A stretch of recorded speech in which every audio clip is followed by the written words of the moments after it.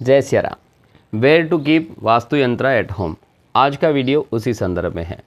बहुत सारे मित्र पूछते हैं कि वास्तुशास्त्र के जितने यंत्र होते हैं, वास्तु यंत्र होते हैं, उनके लिए अच्छी प्लेसमेंट क्या है, उसके संदर्भ में क्या नियम है। सबसे पहली चीज़ जो है वो हमें यही ध्यान रखना है कि यंत्र जहाँ से आप खरीद रहे हो वह संस्थान प्रमाणिक हो।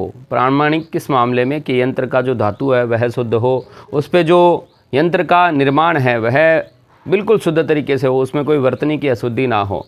और जब आपने यंत्र को परचेज़ कर लिया, फिर उसके बाद में जब आप घर पे स्थापना करते हैं तो उस स्थापना से पहले अपने इलाके के विद्वान ब्राह्मण देवता से संपर्क करें जो पूजा विधि में एक्सपर्ट हों, विशेषज्ञ हों। उनसे यंत्र का विधिवत शुद्धिकरण करवाएं और उसमें प्राण प्रतिष्ठा करें।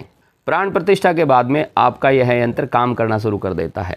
हमारे यहाँ पर यंत्रों के निर्माण के लिए बहुत सारी विधियाँ हैं, तो हमें यही ध्यान रखना है कि जो पूजन करने वाला है, यंत्र बनाने वाला है, वह पूर्णतया दक्ष हो अपनी विधि में, तो ये यंत्र काम करते हैं। ऐसा मैंने प्रत्यक्ष रूप से देखा भी है और अनुभव किया है।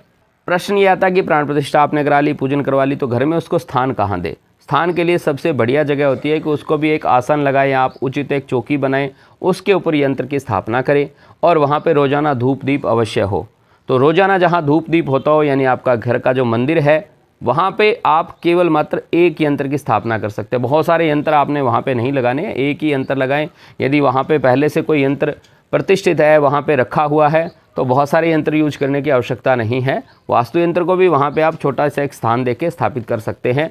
यदि ऐसा नहीं कर पा रहे हैं तो अपने घर की वेस्ट डायरेक्शन के अंदर भी आप इस यंत्र को लगा सकते हैं, क्योंकि यह प्राप्तियों का जोन है। तो उसके द्वारा जो भी एनर्जी आपको प्राप्त होगी, अच्छी एनर्जी प्राप्त होगी, उसकी प्राप्ति वह सुनिश्चित हो जाएगी जब आप उसको पश्चिम दिशा में स्थापित करते हैं। बस ध्यान ये रखना है कि दीवारों पे यहाँ वहाँ जहाँ कहाँ आपको यंत्र स्थापित नहीं करने हैं।